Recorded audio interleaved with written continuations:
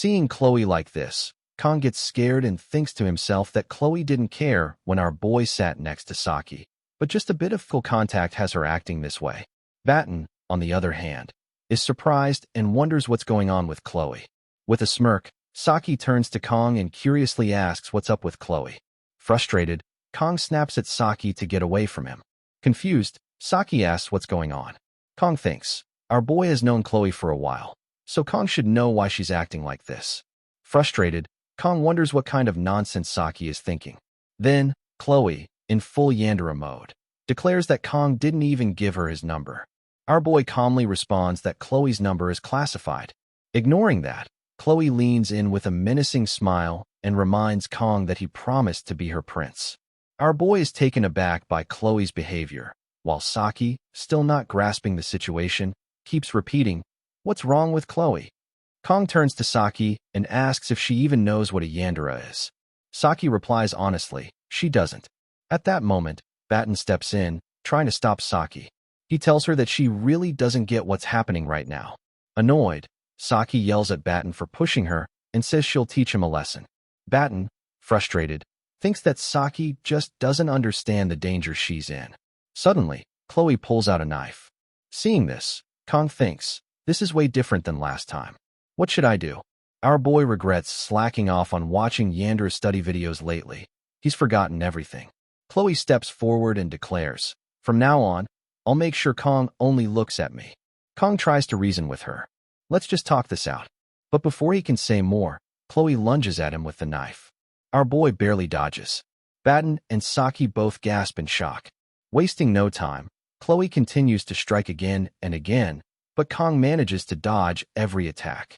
Enraged, Chloe shouts that Kong is always surrounded by everyone except her, hanging out with other girls. Then she turns and charges at Saki. Just in time, our boy pushes Chloe, throwing her off balance and preventing the strike. Saki, now impressed, watches Kong handle the situation. Chloe, still furious, screams that she's always done her best for Kongjiyama. As she prepares to land her final strike, Kong pins Chloe to the ground and firmly tells her, let's talk this out. Saki frowns as she sees them close together. Still resisting, Chloe yells at Kong to let her go. But our boy calmly says, Chloe, you need to calm down and listen to me first. Furious, she yells back, you don't even contact me. What's there to talk about? Our boy replies, I wanted to talk to you face to face. Communicating through a device, it feels cold between us. Chloe is visibly surprised. Between us. Kong nods. Yes, between us. Our boy thinks to himself, time to bring this to a close. He leans in and hugs Chloe gently. Thank you for always thinking about me. Chloe blushes. Batten and Saki both stare in shock. Our boy continues, even during the Buffalo Dungeon, I've always relied on you. So please, don't get upset. Hearing this, Chloe's rage begins to melt away. She returns to her usual cheerful self and smiles warmly.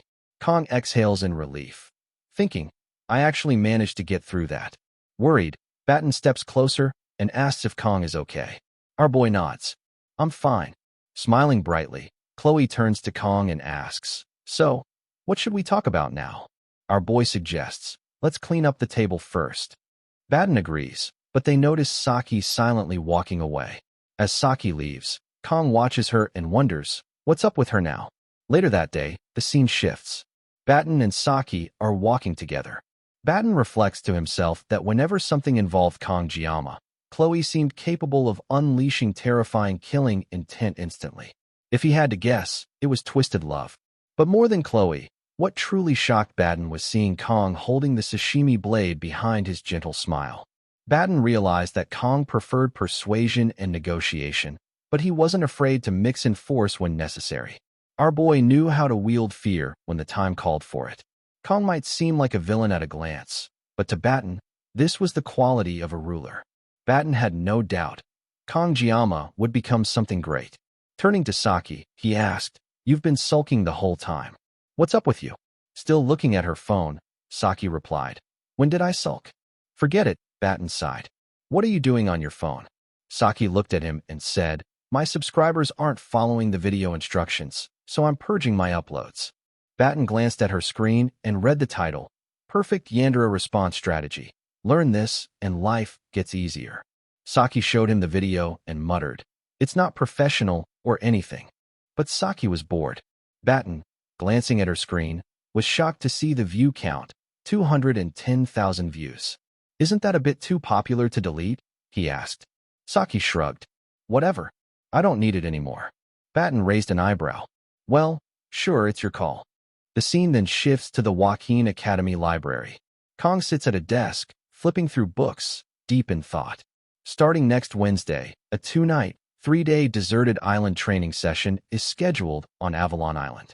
The name might sound like a brutal survival test, but in reality, cadets are allowed to form teams of 1 to 4 people, and the training is openly announced. It's treated more like a camping or school trip than an actual survival challenge.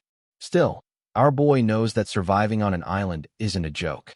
Identifying poisonous plants, top instructor tips, emergency tactics, this isn't something he can take lightly. After gathering a stack of books on survival, Kong nods, thinking this should be enough. Even though the event doesn't affect grades, the Academy takes it seriously. It's designed to evaluate each cadet's practical survival ability across 3 days. Now that Kong thinks about it, he remembers this event clearly from his time as a former player. It's one of the major story arcs, where the protagonist acquires the hilt of his signature weapon, Bamong, a sacred blade. It's also where the emotional bond between Abel and Leon begins to deepen. Kong recalls how immersed he was in this part of the game. But now, not so much. He's not jealous anymore. Ever since enrolling in Joaquin Academy, Kong has grown more cynical about romance. An elder from the Academy is after our boy. A mysterious instructor is tailing him, and he still needs to recruit club members. No matter how pretty someone is, now simply isn't the time for romantic feelings. It doesn't matter who it is. Youth can wait for the next life. What truly excites our boy isn't love, it's swords. A holy sword and a demonic sword. Bamong is something that stirs the swordsman within him. Our boy can't help but desire that blade. As a former player, Kong knows exactly where the pieces of Bamong are and how powerful the weapon becomes once reassembled. But therein lies the problem. Tracking down Bamong's broken pieces is a core storyline. Even if Kong knows all the locations, he still can't obtain it. The sword only chooses a master who has awakened the blessing of miracle. Bamong is quite literally a weapon made exclusively for the protagonist. And here he is, our boy, with a sashimi knife. So instead of pining for a sword he can't have, Kong decides to focus on preparing for the 3-day trip. Avalon Island is a deserted island with no known monster activity. Hopefully, there won't be any surprise ambushes like the one on Scopuli Island. That's why, under special order of the headmaster, a temporary instructor has been assigned to the supervision team. None other than the Sword Emperor, Siegfried. Our boy blinks. The strongest hero of mankind is leading a freshman camping trip? This diverges from the original storyline significantly. Still, if it helps him achieve his goals safely, then Kong won't complain. He heads off to look for another book. In an age where the internet overflows with information, our boy didn't come to the library just to learn basic survival tips. Kong also has something else he needs to find on Avalon Island. Ancient knowledge. Details that are more likely hidden in these dusty old books. Kong sits down again and flips through another volume. According to the text, Avalon is an island located far out in the Western Sea. A mysterious land where the terrain constantly shifts. At the heart of the island lies an ancient lake known as the Queen's Lake, a site some cultures call the land of beginning or even paradise. Now, the island is uninhabited. Kong furrows his brows. Everything he's reading, he already knows. Frustrated, our boy wonders, am I going to have to dig through this entire library just to find what I need? Just then, a familiar voice calls out from behind. "Long time no see," says Leon, stepping forward.